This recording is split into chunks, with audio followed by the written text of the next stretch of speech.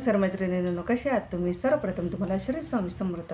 तुम्हाला आजचा दिवस आनंदाचा, सुख समृद्धीचा जाओ ही स्वामीचरणी प्रार्थना करते आणि व्हिडिओला सुरुवात करते. तर आज आहे सोमवार. तर सोमवारची आपली पूजा झालेली आहे 7वी सोपी. आणि तुम्हाला दाखवायचं होतं माझ्या गुलाबाच्या झाडाला गुलाबाचं फूल आलेलं आहे.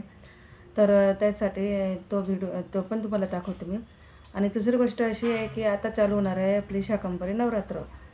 त्याचा मी तुम्हाला माहिती देते. पण शाकंभरी नवरात्री आपली 8 दिवसाची असते.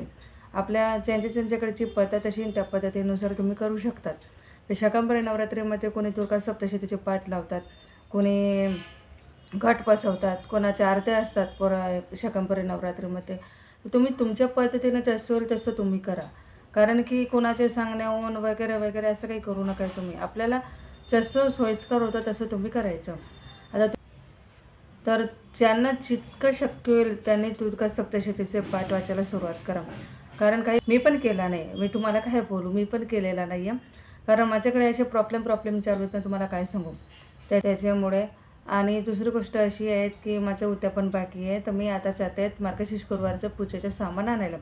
तर मी काय काय आणलं काय काय नाही याच्या व्हिडिओ तुम्हाला नक्की दाखवेल. आणि मी पहिले पूजेचं सामान घेऊन येते, कारण एक वस्तू आणायची. आणि त्यानंतर मी तुम्हाला दाखवणार आहे की मी यावर म्हणजे उद्यापनाचं मी कसं डेकोरेशन करणार आहे, तर ते तुम्हाला दाखवणार आहे. कसं आहे ना मैत्रिणीनं, माझी तब्येत पण बरी नसते, माझा PP लो झालेला होता. त्याच्यामुळे त्यांना सांगून ठेवते की तुम्ही पुस्तकं आणले असतील तर त्या मला कसंही करून. आणि मी ह्या वेळेस जास्त बायका बोलवणार आहेत, कारण माझी इच्छा आहे की यावर्षी थोडं जास्त बायकांना बोलवायचं. आणि मी यावर्षी काय डेकोरेशन करणार आहे ते पण आज मी तुम्हाला दाखवणार आहे. तर चला आपण जाऊया गुरुवारचं सामान आणायला. पुस्तकं आणणार आहेत मी आणि फळं देणार आहेत.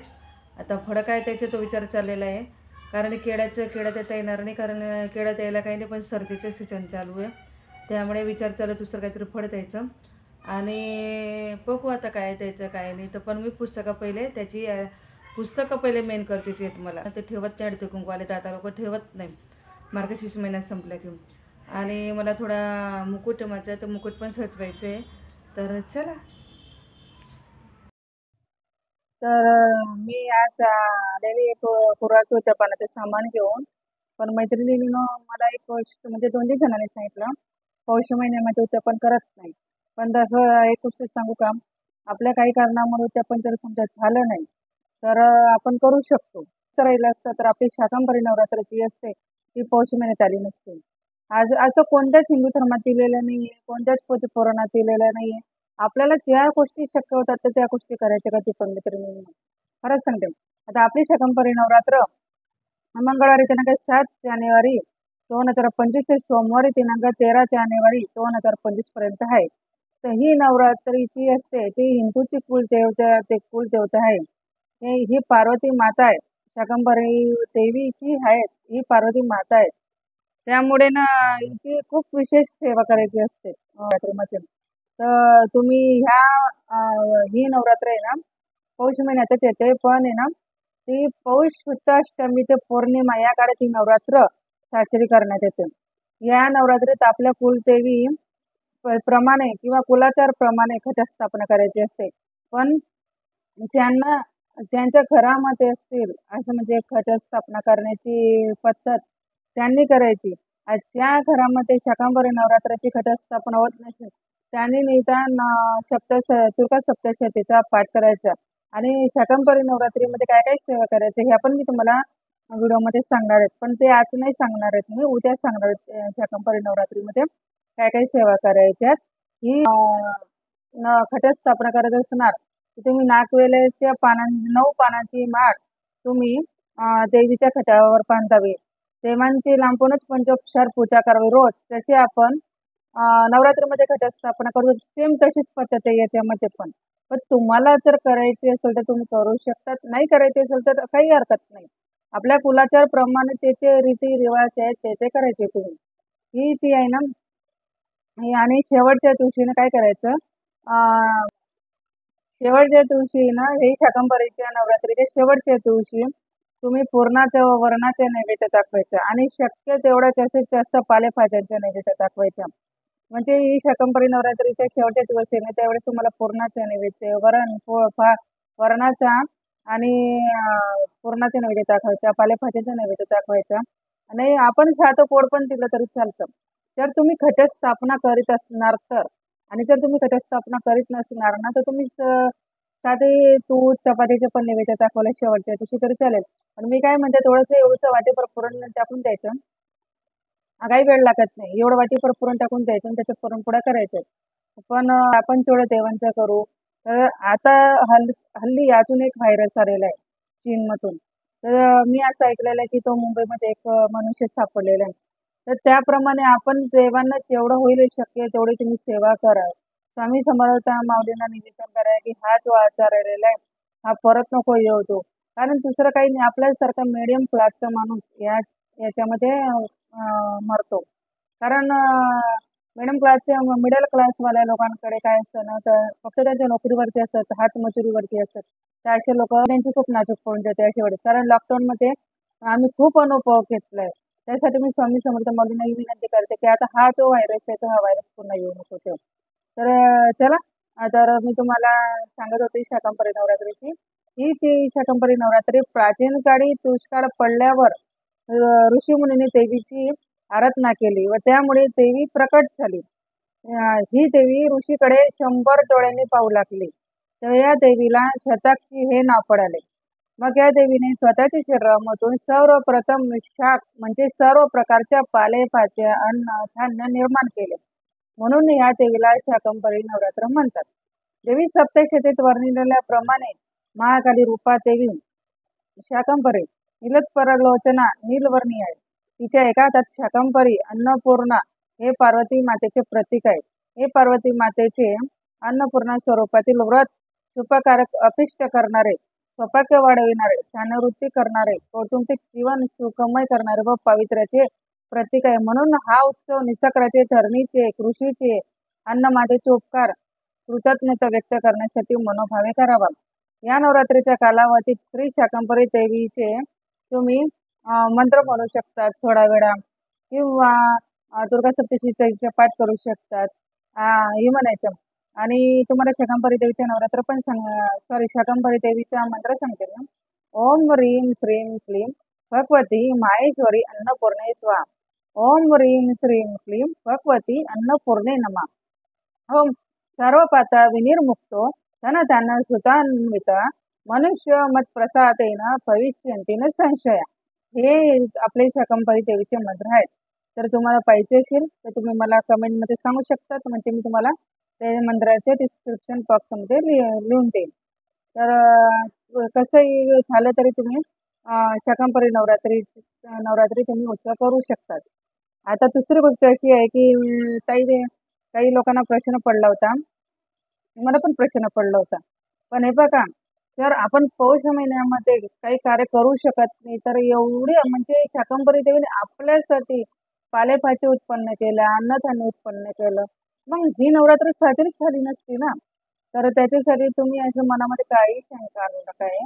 तुम्ही करू शकता देवाची सेवा, मंदिरात पण जाऊ शकतात. देवांना सूतक कधीच नसतं. देवांना फक्त सूतक रणामध्ये असतं. त्यावेळेस जो कालावधी दिलेला असतो तेव्हाच्या सुटकाचा तोच कालावधी असतो. तर देवांना जर सूतक राहिलं असतं तर मग आपण कोण आहे त्याच्या पुढे? कोणीच नाही. तर मी मैत्रिणींना कृपा करून सांगते तुम्हाला, देवांना सूतक नसतं. ही म्हण आहे प्रमाचं.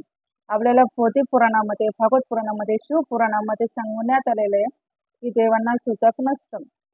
जर देवांना सूतक राहिलं असतं तर आज शाकंभरी नवरात्र लिहून आलेली नसते आपल्या याच्यामध्ये, संस्कृतीमध्ये. ही संस्कृती आपली. आता तुम्ही आपल्या संस्कृतीप्रमाणे चला.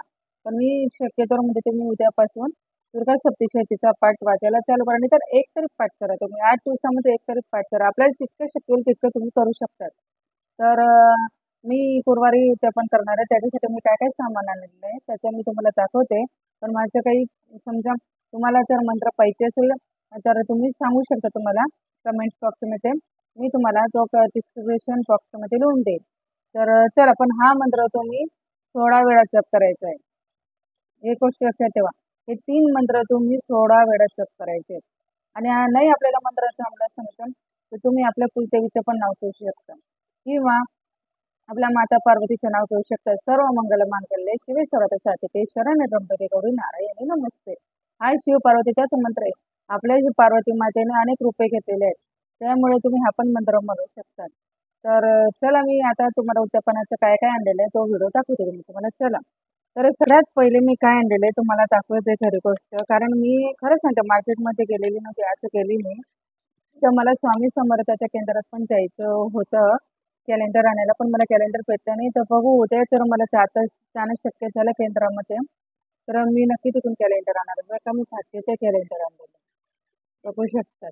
आणि तुम्ही पण भाग्यचे कॅलेंडर आणा, कारण या भाग्यचे कॅलेंडरमध्ये ना सगळी एकूण एक माहिती दिलेली असते.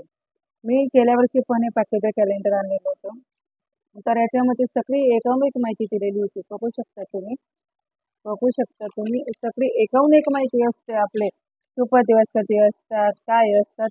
फक्त एवढंच आहे की याच्यामध्ये ना राहू काळ दिलेला नसतो, पण आपल्या जे स्वामी समर्थांच्या केंद्रामध्ये ते मठात कॅलेंडर भेटतात ना, त्याच्यामध्ये राहू काळ पण दिलेला असतो.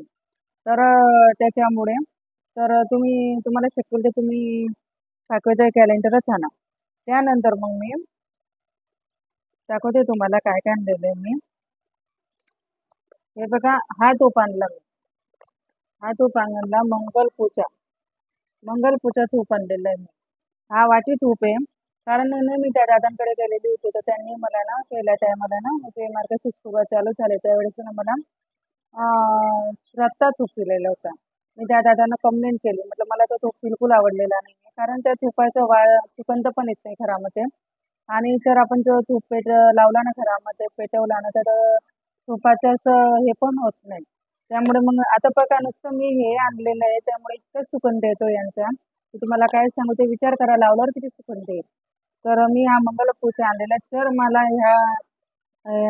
हा जर वाटी खूप चांगला सुगंध आला यांचा, तर मी हाच वापरणार आहे.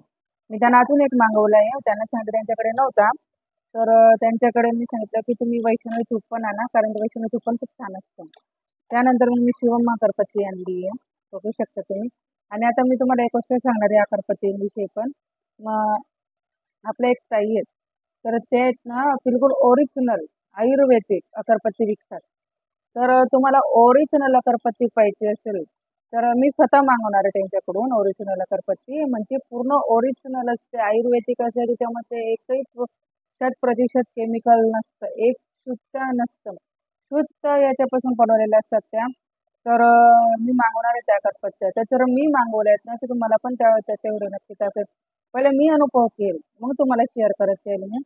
कारण की कसं ना, पहिले आपण अनुभव घ्यायचा, तर आपल्याला शक्य झालं, आपल्याला काही खूप फरक जाणवला, तर मग समोरच्याला आपण सांगू शकतो. पण मी आणेल तेव्हा तुम्हाला नक्की दाखवणार आहे. त्यांना ऑनलाईनच मागायचे आहेत मला. आपल्या स्वामी समर्थाचेच केंद्र आहे त्या केंद्रामध्ये त्या, पण ह्या त्या इथं नाही, त्या गावाकडे आहेत. तर मी त्यांच्याकडून मागवलं. त्यानंतर मग मी लक्ष्मीचे पाऊल आणले, बघू शकता तुम्ही. माझ्याकडे असे पाऊल नव्हते, असे आणलेत. आणि अजून दाखवतो तुम्ही. देवीसाठी खास, देवांसाठी खास मी तूप आणलं, गाईचं तूप खास आहे देवांसाठी. त्यानंतर बघू शकता तुम्ही 5-5 रुपयाचं मी हळदी कुंकू आणलं, कारण हळदी कुंकू आणणं खूप गरजेचं असतं घरामध्ये, बघू शकतात. आणि उद्यापासून शाकंभरी नवरात्र सुद्धा चालू होणार आहे, त्याच्यासाठी आणलेलं मी.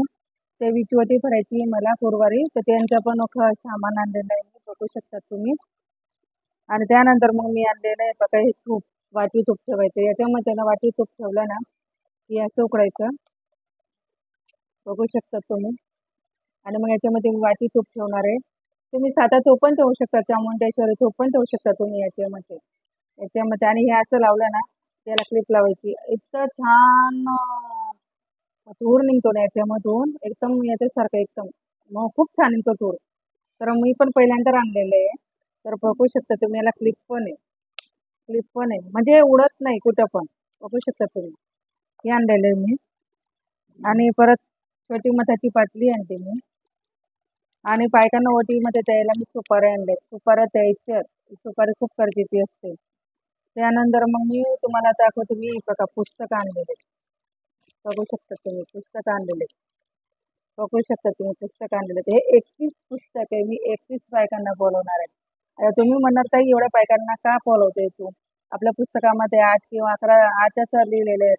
8 किंवा 11 पलवायचे असतात. तू एवढं पायखाना पण माझं काय माहिती मला हौस झालेली आहे की 21 पायखाना द्यायचे यावर्षी पुस्तकं हळदी कुंकाला का कुणास ठाऊक.